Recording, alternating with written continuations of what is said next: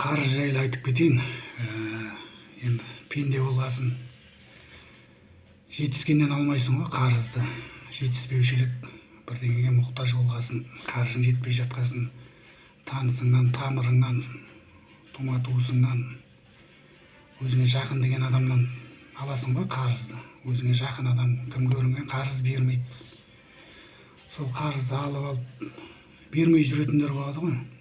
Ұмыттырып, алғанын ұмытып кетеді. Несиені көргенде қашып жүреді.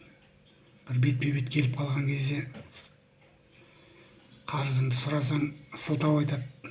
Ондай болып жатыр, мұндай болып жатыр, келесі айлықтан берем, ақша түспей жатыр деген сияқты. Ол қарыз деген жақсы зат емес. Ол мен айтпасам да белгілі зат қой ол. Мысалы, ғайыптан тайып, о дүниелік болып кеткен жағдайда да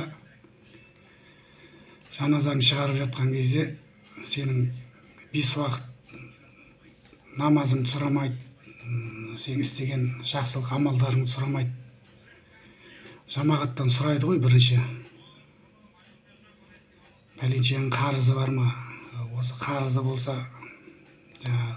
қарызын өтейтін баласы бар ма? Ағайын туысы бар ма деген сияқты.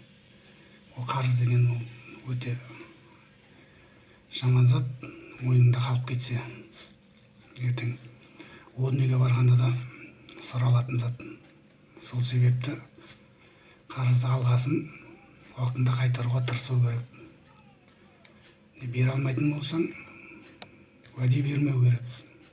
Уәдені бергесін дер кезінде қайтаруға тырысу керек. Аман болайық, сау болайық, қарызданбайық ешкімге.